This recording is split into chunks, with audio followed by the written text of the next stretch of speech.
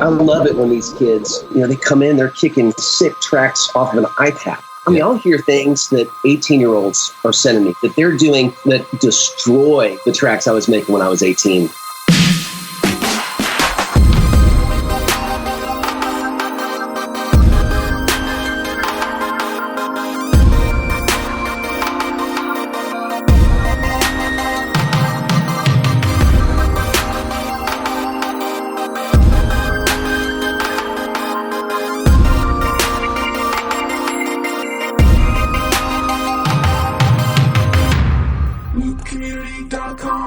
What's going on, community? This is Jansen.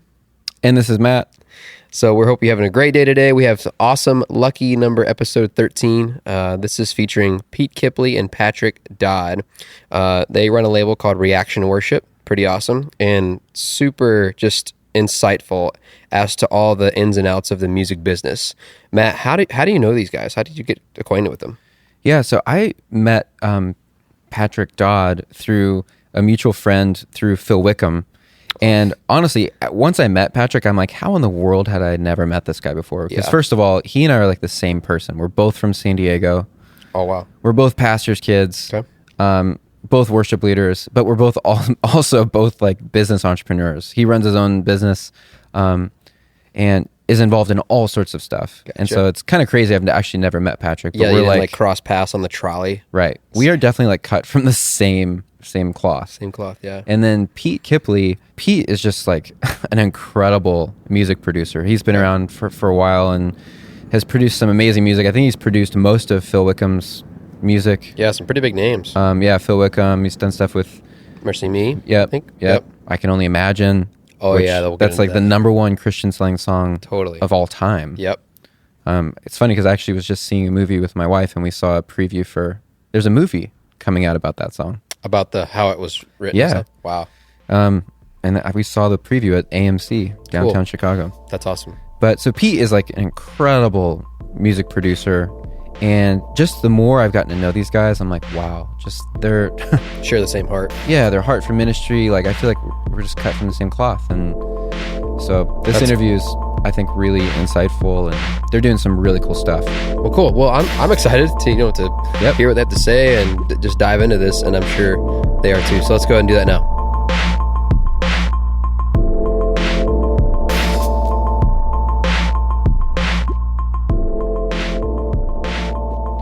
Well, hey, Pete and Patrick, thanks for joining the Loop Community Podcast. It's good to have you here. Hey, man. Yeah, thanks for having us. Where are you guys calling in from? I'm in Cardiff by the Sea, California, just north of San Diego, Encinitas area. That's Patrick talking, by the way. Pete, where are you at? I'm in Franklin by the Pond, Tennessee. No, I wish I was there with you, Patrick, on a surfboard. Yeah. Out here in lovely rolling hills of Franklin. Honestly, I would say that compared to where I'm living in the cold Chicago, you guys are both kind of living in paradise. I'm originally from Southern California, so I know that one. But Franklin, come on, that's also like paradise, I feel like. Beautiful. Oh, it is. You can't complain. But when it's time to go to dinner, I think you kind of got the edge. Yeah, well, at least for now. Okay, I think you're right on that one, actually, for sure. But those are both places I love. And you guys, so for the community, for all you guys who are listening, these guys are awesome, and they have a huge role in just worship music. And Patrick Dodd he is a business owner, entrepreneur. He does songwriting and producing. And Pete Kipley has worked with songwriters like Phil Wickham, Mercy Me, right? Bart Millard, or yes, you're one of the first persons that's ever gotten it right, I think. So yeah, Pete's worked with Phil Wickham, Mercy Me, producing albums, makes amazing music, and then these guys are also, they've recently started a record label. Is that what you guys would call it? Is it a record label? Yeah. All intents and purposes. Yeah. Patrick, can you tell us just a little bit about what you guys have started? Yeah, so Pete and I actually met when he lived out here several years ago. A handful of friends were coming through town. They knew Pete. They knew me. We were all together, hung out. And then we had visions of starting a label then. And we actually did start a very small thing that made a significant impact in the lives of a very, very, very few people. And which was a blast to start on the track of working together And about a year ago, a little over a year ago, it was a very clear passion on Pete's heart for these songs that had started coming through his desk. You know, as you can imagine, as a producer, you hear a lot of songs, and you hear a lot of good ones, and you hear a lot of bad ones. And there was a handful of special songs that had kind of been on his radar. So we started a conversation about what would it look like? What could it look like to actually take these songs that are so incredibly special and do something? And who's sending you these songs? Like, where are they coming from? Are these just like a random worship songwriter just emailing you and being like, hey, check out this song I wrote? Well, I'm sure Pete can speak a little more to this, but and when I say listening to songs, you hear songs that you're working on, songs that bands in your kind of niche are producing and making, and stuff that's just outside of your realm. So you hear a lot, but I'll let Pete talk about how the songs developed. Yeah, I think for me, I mean, that's the whole part of the story is how you come across these kids or how they come across you.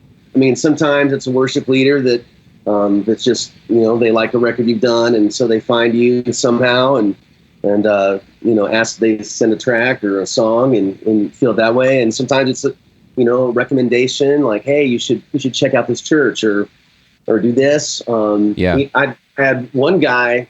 And there's an amazing worship writer who lives in Indiana, and it was my Sweetwater rep that called me. I thought he was trying to, I don't know, get rid of speakers or something, but he said, "Hey, the worship leader at our church is just writing, I think, amazing things. Can I put you guys in touch?" And it all kind of started with him, actually, a fantastic worship leader, producer, track guy, and you know, to me, it was like, man, you know.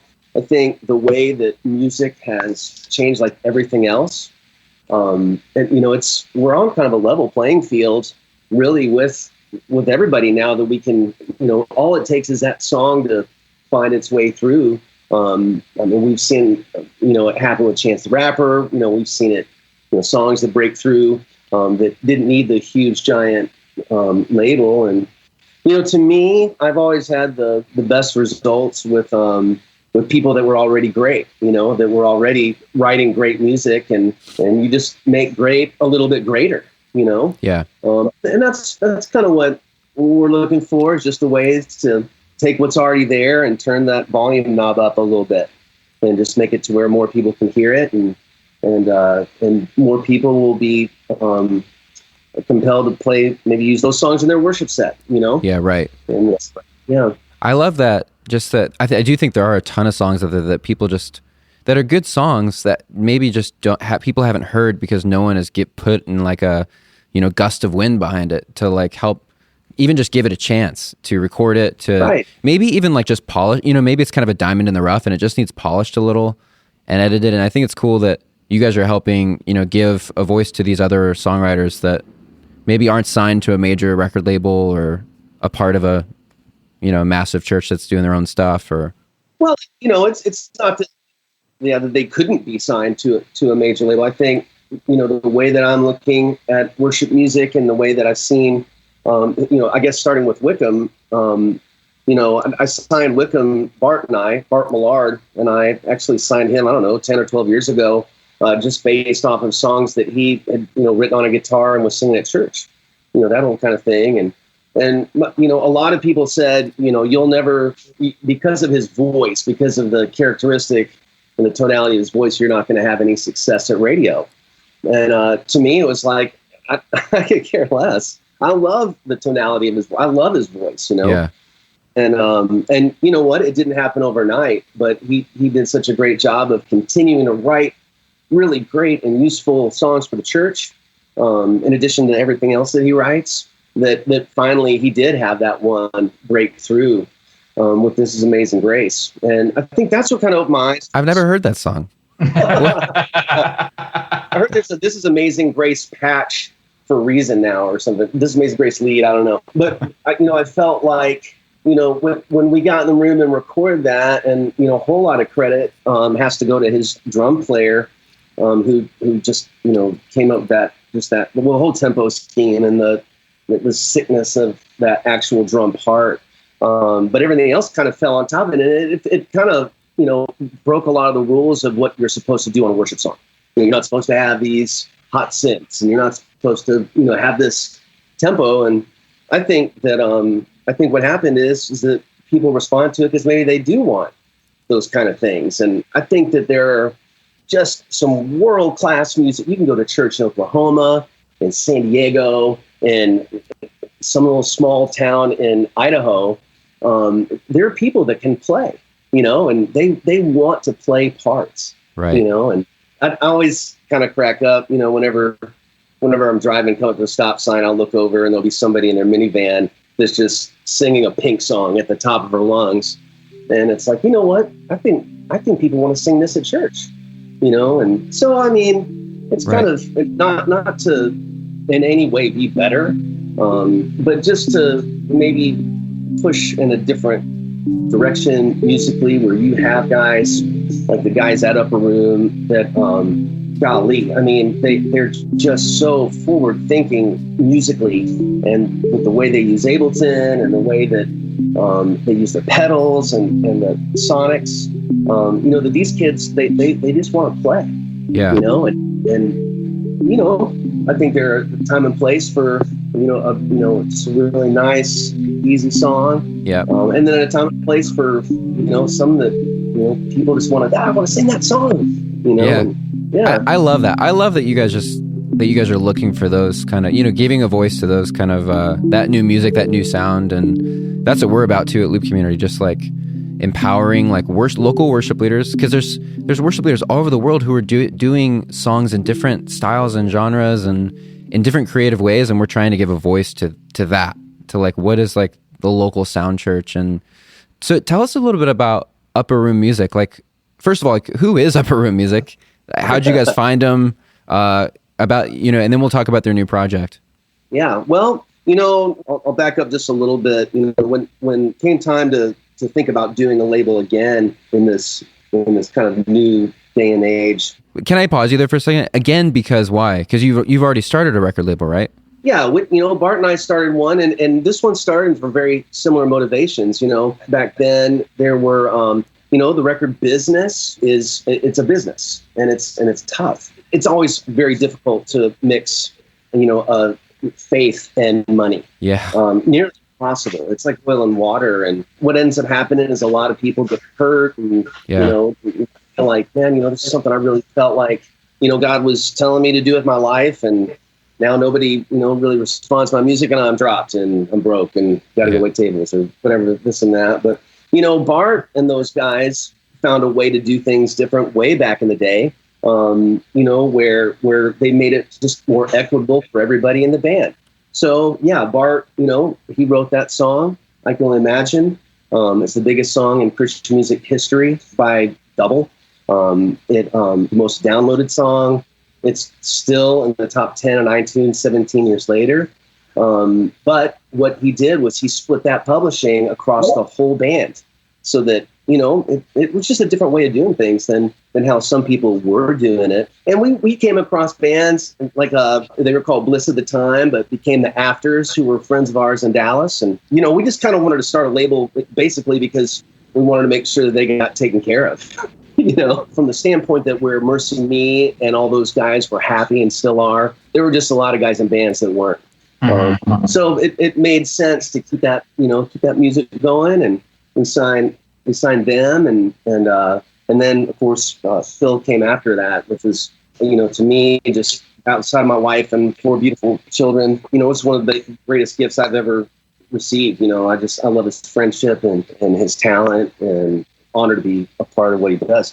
But, I think it came time, 10 years later to kind of start something back up, not totally to protect anybody from the music business, but to protect the art, because, that's a thing. If we want to work on it, we don't really want it to change.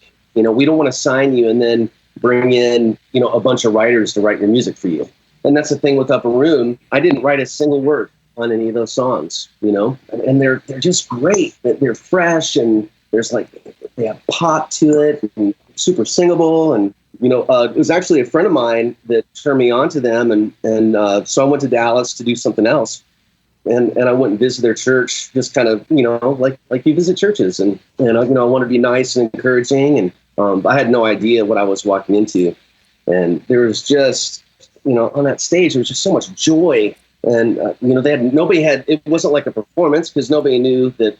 Well, nobody knows who I am anyway, but nobody knew that somebody was coming to listen. You know what I'm saying? It was just like, wow, I want to be a part of this. And they really got together and started woodshedding on songs. And I think they put a good group of songs there together for us to have our first release with them. Yeah, so are they your first artist? They are.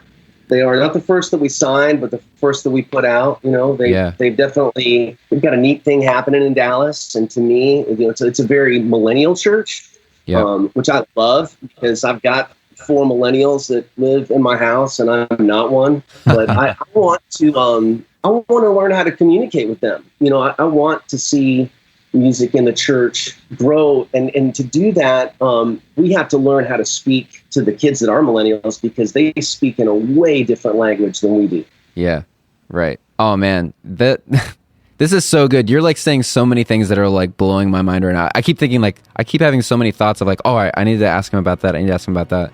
So first of all, Center of Your Love is an awesome album. If you guys listening to this podcast have not heard it yet, it's on Spotify or iTunes.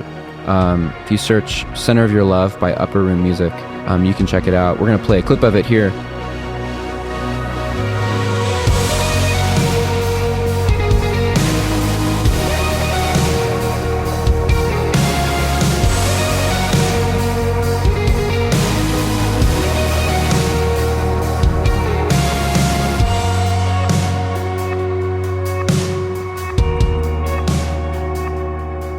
But tell us a little bit about the songwriting process. I'm curious, with these, there's 5 songs on the album.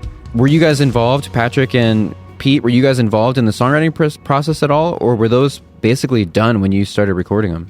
Yeah, those were done, starting with one song, You Satisfy, which was written by just this beautiful young lady who I just love so much. Her name is Alyssa, and that was the one that got me. It's like, oh my goodness, I could really see a lot of people singing. It's so useful and it's so great. And then, that they've got quite a few leaders that are there at that church. And I mean, to come down to 5 songs was, a bit of a struggle, because there were so many songs that you want to cut. But definitely, Center of Your Love was one that got me right off the bat. I think almost everything that they've written did. But these are songs that they're very intentional about having songwriter camps there, just there within the church. They do a really great job of serving their leaders and their musicians. You've got these musicians that come in and really give of their time.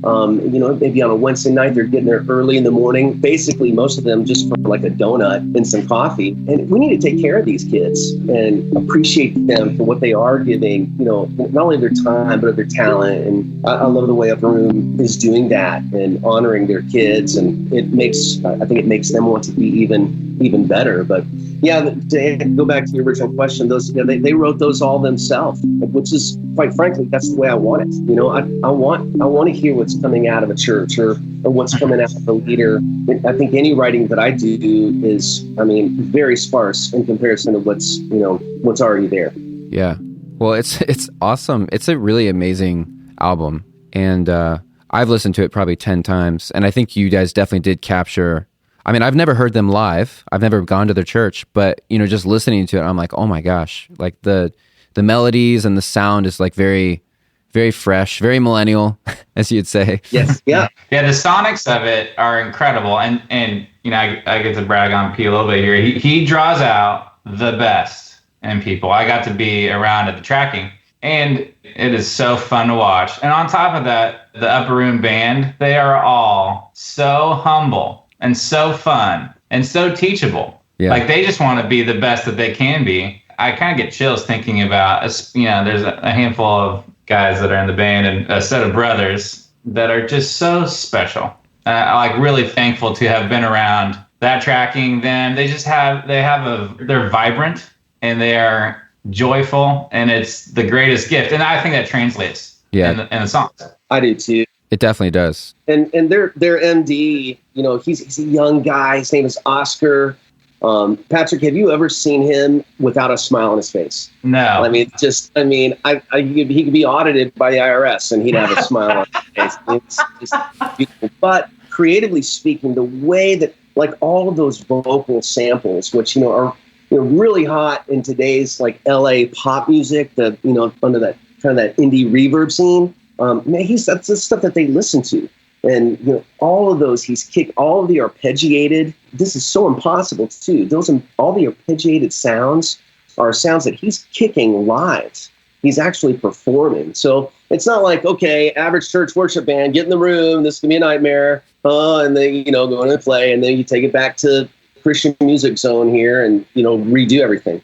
With them, everything was captured. It was just a matter of going through and seeing, which take we wanted on this, which take we wanted on that. And it's very refreshing, as opposed to kind of like the chop shop way of making music, that frustrates me sometimes. How was this recorded? Was any of it was it live studio? Where did you guys record it? Patrick? Yeah, well, the good majority of it was recorded at Ranchland Studio, which is an amazing facility in Cisco, Texas. Just west of Dallas, about 2 hours. And on that front, those pieces of being at Ranchland, everyone gets to stay in the building. So it's really a special communal. You're there to get work done, and it's a state-of-the-art gear, and Pete can speak to that too. But yeah, a good majority at Ranchland. Yeah, and it's a huge tracking room. So we did track it live. Definitely, made punches like everybody does, but not a whole lot of overdubby stuff. We did do one song at a different church in Dallas. It kind of came in. It was one of those songs that comes in late. It's like, oh wow, I really want to cut this. And but I mean, they're very professional, and all those guys. They in addition to playing all the different services at their own church, they're road dogs. They play with other people too, and they're a great band. They know what they're doing, and always listening to fresh music and getting inspired by that. And I love it. I love it when the pedal board doesn't have 8 different delays and 4 reverbs. It's right. just simple and great parts and great tones and lots of space. Hey, music creators and producers. Do you have any experience creating tracks for worship? Here at loopcommunity.com, you can upload and sell the tracks you make to earn some extra cash. We have producers on our site who make a couple $1,000s a month selling tracks that were just sitting on their hard drive. If you're new to creating your own tracks, we have many resources on our site to help you learn how to make music. To get started, click the upload button at the top of our website. You'll need to fill out a simple application, and once you're approved, you can start selling your tracks to the entire worship community. If you don't make tracks, know that the purchases you make on Loop Community are supporting a local worship leader. The community is grateful for you. Are a lot of the synth parts on this album, are they played live or is it tracked? Because I know that now that we have all the tracks for Loop Community, so churches who maybe don't have a synth player or don't have someone that can play an arpeggiator, they could use the track. Yeah. Well, what he does, and I'm sure it's, what a lot of these guys are doing now, which is why I'm so excited that we get to partner with you on this, because I feel like, when you are able to create tracks that, would have a chance of being useful in a church setting, it does make you kind of want to pull up different sounds, because a lot of times people just have to try to emulate. Oh, I want to try to get it to sound like this or try to get it to sound like that. Well, now they can actually, be able to kick the sound. And I think what a lot of MDs will do with these tracks or what Oscar does, he is kicking Ableton live. So it's Ableton that he's got all of his sounds coming up, and he's got this little mixer on top of his keyboard where he can, do his blends. Like that piano, he's got the most ridiculous piano I've ever heard. It's just so pop and compressed, so perfect, and the right reverb on it, and it sounds so good live. If he needs to bring in a pad, it's just a fader there on his controller. But a lot of the other things, all of the time-based things are tracks that he has just sitting there ready to launch, and he'll unmute and off he goes, and just prays that he catches that arpeggiator at the right time. You know? Yeah. Because Right. if you don't, it's a nightmare. Yeah. Right. Patrick, what would you say is your favorite song from this album? Oh man, they're all really special. Which is the most cliche response to give. But Center of Your Love, Hannah, who sang on that, I believe, and Pete, correct me if I'm wrong, but I believe that was her first day in a studio ever. Ever. Ridiculous. I was extremely nervous. And I remember knowing that before she went to track the vocals, and it was a moment. And I think about that. I mean, and you know, I can visualize the studios, like the lights were all off, except for a few lights. There's just a really ambient lighting, and it was inspired. It was an inspired vocal part. And I have a video of when she was doing one take, and Pete, you know, going back to the desk and just saying, "This is magic." And it really was. If I actually have goosebumps right now thinking about that. Me too. Like it was so special, and her voice on that, the truth of the song and the lyrics are made 10,000 times more apparent because of the conviction in her voice, and you cannot make that up. Right. So that they're all really special, but that is a moment I think of often around the tracking of the record. Yep, that's one of my favorites too. So what's next for Reaction? Do you guys have another album you guys are working on, or? We do. There's a few in the pipeline here. There's a guy named Justin Rizzo that is a worship leader in Kansas City. Actually, the band, the Upper Room Band, I was just so blown away with them that I wanted to use them on his record too. He doesn't have a band that he travels with. So we went back to Cisco and recorded a record with him that I'm very excited about. And there's a guy here in town actually that, golly, 20 years ago, I can't believe it's been that long, but we both signed our first publishing deals at the same place. And he's just been one of those guys that's been so faithful for so many years. And he leads worship at Fellowship Bible Church. And he came over about a year ago and showed us some songs that, again, it's like, man, they're so useful and fresh and great. And so I was happy for him to be able to get the chance to work with him again too. Yeah. Great voice. His name is Luke Brown. And then we've got this guy named Tim West, who is kind of a producer, DJ guy from Detroit.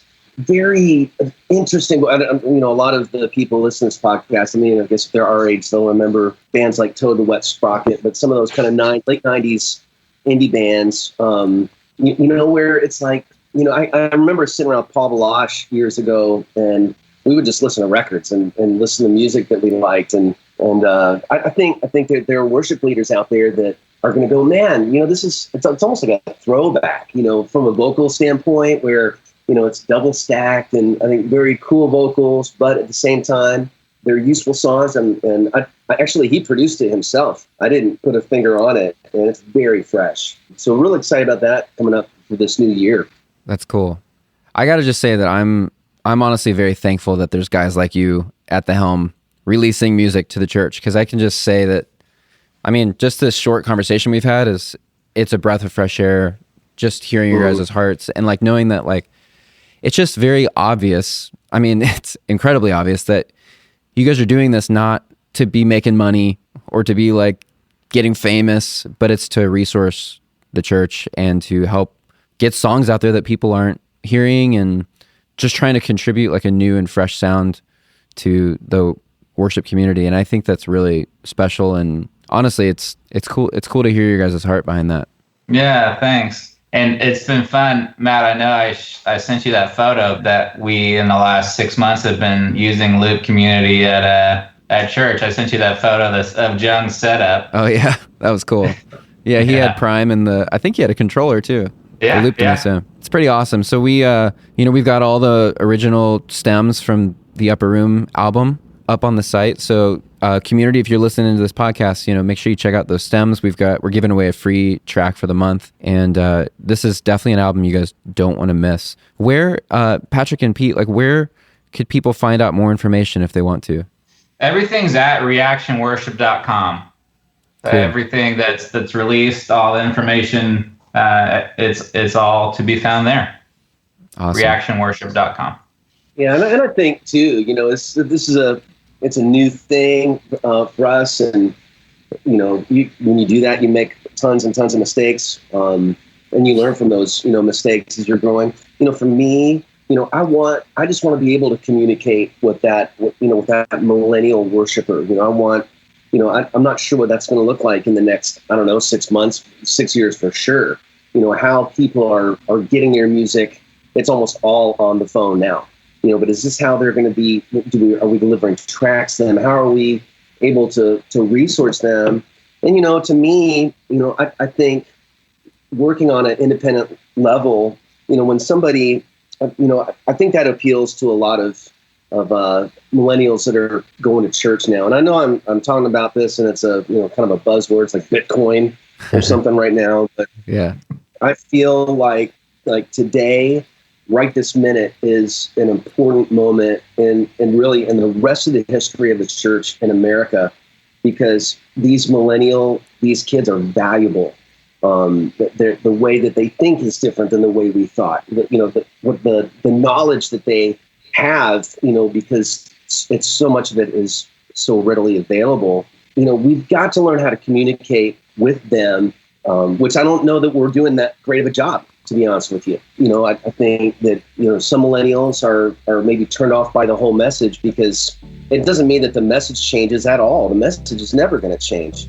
It's just the way we communicate it. And, I want to be in the thick of that on the music standpoint. I love it when these kids, they come in, they're kicking sick tracks off of an iPad, that they created themselves. Oh. And honestly, I'll hear things that 18-year-olds are sending me that they're doing, no joke, on iPads, on iPhones, that destroy the tracks I was making when I was 18 on 2-inch tape. Destroy, and some of them destroyed the tracks I'm making now. Wow. I'm doing it the next 2 years, kid. Yeah. Man, that is so true. It actually is funny how much it's changing. It's funny because I'm technically a millennial, born in 85, but I don't feel like a millennial at all. It's funny because my wife and I actually just last week were joking about this, because she's like 5 years younger than me, and I'm always like, you're a millennial. I always just joke about being married to a millennial, and she's like, well, you're a millennial too. I'm like, well, I definitely somehow missed that generation gap, I think. But it is interesting that we'll go to conferences and try to collect email addresses or something, and we'll have these kids be like, email address? I don't even have an email address. And I'm like, well, wait. I'm like, well, what do you use? And they're like Snapchat or Facebook or I don't even know how they're signing up for Facebook without an email. But apparently they don't have emails. But probably because their moms did it for them, yeah. But what you said too, though, about producing music, it is actually crazy how iPads, iPhones, you can do so much with those now. And I don't know, it's pretty amazing what's going on. We have guys who are building tracks for Loop Community, all just on their iPad.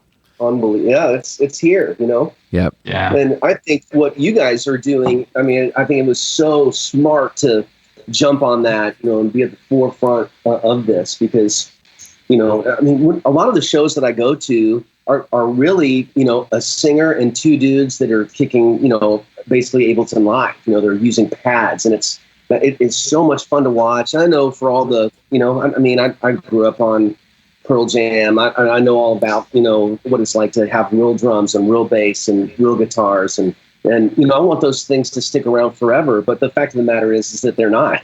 Today's music, very rarely is there live drums. Very rarely is there guitars in pop music. Worship music, it's still kind of, hanging on. But for you guys to be at the forefront of that, and, I think to me, giving somebody the opportunity to play a track like it is an instrument, not just be, okay, we're just going to phone it in. Now we don't have to hire a keyboard player. It's like you've got keyboard players that are inspired by these tracks, that are chopping them up. And I'll hear things from tracks that I've worked on over the last 4 or 5 years. People will send me messages. Hey, look what I did with the sound that you came up with. And it's like, wow, I'm so glad you had the opportunity to do that, because that is so creative, and that's what, got to be keeping it fresh, from a musical standpoint, not just, coming in and phoning in the same thing, every Sunday morning, but, just pushing. And you guys are a big part of that. And we really appreciate what you do just as much. Yeah. It's cool, man. Well, it's awesome to partner with you guys and to hear more about just the heart behind your ministry and what you guys are releasing. And So thanks for joining us on this podcast. Thanks for having us, man. Yeah, man. Yeah. We're glad you're part of the community. This is Community Talk.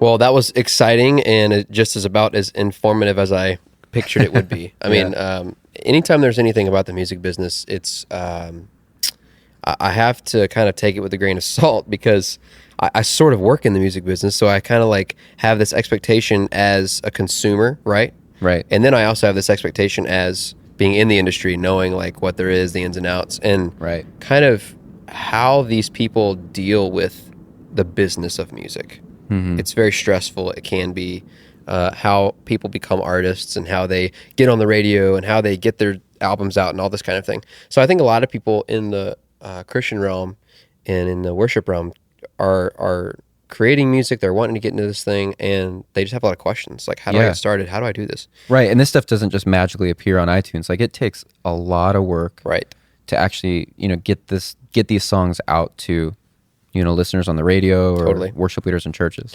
So a few things I kind of wrote down when I was actually like listening to this, just as, points for myself to think about and kind of research some things actually, because this is very interesting for me. So they run this label called Reaction Worship, right? And these guys just seem so down to earth. I mean, they, especially since the names, right? We mentioned a little bit earlier and they talked about it. Phil Wickham, Bart Millard, I think if I said his name right. I'm from the South, so I say Millard, Bart Millard. Yeah. But some pretty big names and some songs that are huge. So to be in that sphere, to be in that atmosphere of like, this is what we've done, and to kind of say, we're still grounded. Yeah. Right. That speaks volumes to me because everybody looks to you to write the next big thing when you've written a song like I Can Only Imagine. Right. I mean, like it's pretty big stuff. And so I think it's really cool that they kind of quote unquote are for the little guy. Yeah. I think their heart is in the right place. And I just feel like so many people in the music business can be led astray by the glitz and the glamour, and they don't. Where's the passion? Where music is not, like music is its own language, right? And so I think that music, one of the interesting points to me that I wrote down was like this whole thing with Phil Wickham. They were talking about, I wouldn't take a chance on him because his voice isn't like geared for radio, and it's just like, what? Mm-hmm. Then you look at who he is now. Right. And it's like, how would you not ever do anything with Phil Wickham? Right. I mean, he's an amazing songwriter. I've met him in person, a very grounded guy, and just loves the Lord and loves what he does. Yeah. Right? Like he doesn't, he's not so far away that you can't reach out and touch him. Right. And I think that they saw that and they took a chance and said, look, we want to, we don't care about what sounds good on the radio. We just want his heart. So, that's kind of cool. What was your thought of? Yeah, when these guys are investing in the local church, I think you're right that they're not like grasping just for like, the glitz and the glam, the only working with like the huge artists, but they're like, hey, let's be like investing in the local church, in the little guy, and help them out and get these songs out to the churches all around the world. And I think that's so awesome. Right. It's not like music isn't about the industry. It really is not. Like, when I'm a musician, I'm not like a major artist. I've done a single and put it on iTunes and stuff, but I'm not like, I don't consider myself like Hillsong. Right. But I also understand like the pressure that you get put when you have like a number one hit or something, and you quickly are like, now you're on tour, now you're on radio, you're doing interviews and this and that. But I think that it's not a cookie cutter thing. Like, right? Like music is so outside the realm of industry and business. And that's why I love that they think about like, well, the church in Idaho, trying to like do their thing or whatever. We're not looking for the next Bethel or Hillsong. We're looking to see what God is doing through these people, right? Like they're writing music that's put on their heart, and the passion is to share that moment or share that message with someone, right? To get them from A to B, to introduce them to the Lord, to help them through whatever. And so I think that whole aspect of what worship is goes beyond music. It goes to like the character and the heart of a person. Definitely. And that's what I think these guys are after. Definitely. Right? Yep. Yeah. So I think that there are a lot of churches out there that have incredible musicians. They talked about this a little bit, like when you were talking to them about, these volunteers, right? Like that are all in these churches. These people can play. I can remember leading at a church here recently, probably within the past year, and there was this guy like 60 years old, shirt and tie and slacks, and had his guitar slung over. And I had these like preconceived notions as to my expectations of what this was going to be like. Entered in the church, get to the rehearsal, and he played every guitar part flawlessly. It sounded like it was from the album. Right. And we were playing like mainstream Bethel stuff, Hillsong stuff. He didn't like elaborate too much, or he didn't push a solo, or he didn't like, and it just goes to show you like the vision that you have, or like the viewpoint you have by looking on the outside of a person. Like you'd have no idea how talented a person is in your church and how they can be used. Right. And I think what we're seeing and what they kind of talked about a little more is like these smaller churches, you don't have to be part of a major label to like be able to do something musically with your church, like an album. We're all on the same playing field, I think was his words. Yeah. And that's what Loop Community is even about. That's why I feel so like kindred with these guys, is because, Loop Community is about like the everyman. Right. Like Joe worship leader. Yeah. Like there are people in your church who are extremely talented. Yeah. There are people listening to this podcast who are extremely talented, and maybe you don't have a national platform. Right. Maybe you're not like this massive, like famous band, but you have gifts that God's given you that, need to be used and called out and encouraged. Totally. And that's what Loop Community is about, Yeah. Not this pressure to like be, someone else, but just be who you are. Right. And it's not to say anything down about the music industry. There are some great people, great artists, but those people started somewhere. Exactly. Right. And so we can't undermine and underutilize the people that are like the bread and butter of what is happening in the church. Yep. Like God is using these people. They are just as creative, and they're like diamonds in the rough. It's almost like finding needles in the haystack, right? We're having to dig through and find these people who can bring something to the table that are either they've been hurt in the past, or they feel like they never got a shot, or they're too afraid. Yeah, we can't overlook those people. Right. Yeah, totally. And I think that I'm glad that there are companies out there and people out there that will give these people a chance to an outlet for them to kind of come in and create something and feel that they can contribute, right? Right. So I love that fact about like even being a producer for Loop Community. If that's something that's of interest to you, or you don't know what that is, we have hundreds of producers all over the world, right? And all different age ranges, right, yeah, and all different styles of their take of a song, right? Yep. Like, and they put their own flavor on their thing, and they upload it, and churches purchase and use those tracks from someone over in South Africa or India or wherever, and it's like, that's amazing to me. Yep. Right. And it gives them an opportunity to utilize the gifts they've been given. I guess just overall, like my final thoughts are kind of just like, don't get yourself so kind of in the business of it all that you drowned out like what God is doing and what God is giving and expressing through people. Right. And I think that's what Pete and Patrick here are trying to do with the artists that they signed to their label, and the opportunities that they want to work with certain people and give people chances. And, they have a respect for the industry, but they have a passion for people. Yeah. And that's what I think is like, that kind of needs to be forefront. People are different. There are endless lists of songs that need to be written still and heard. And Isn't that amazing? To think that there's I know, like what's going to be the next This Is Amazing Grace or whatever, so and it can come from anywhere.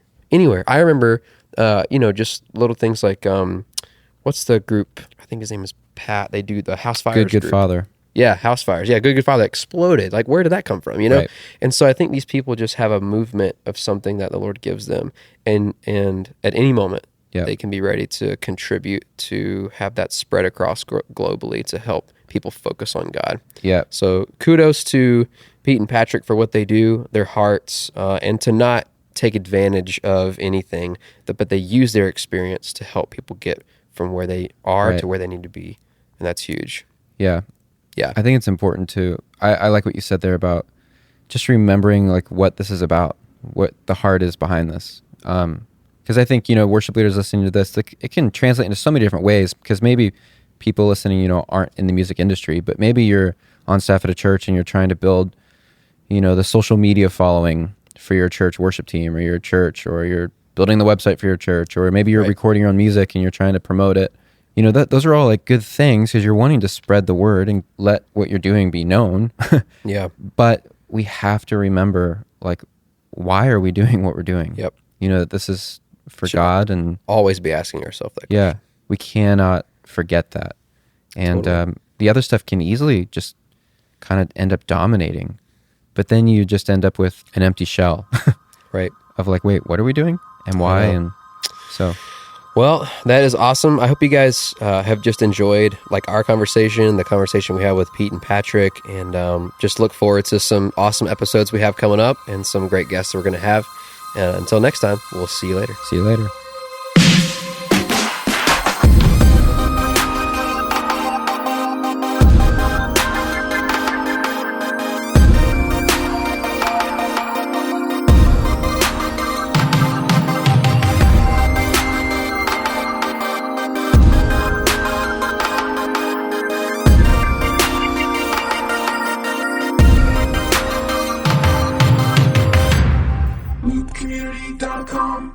Thanks for listening to the Loop Community Podcast. If you've enjoyed our podcast and been listening to it for a while, we'd really appreciate it if you left us a review. Oh, and don't forget to subscribe.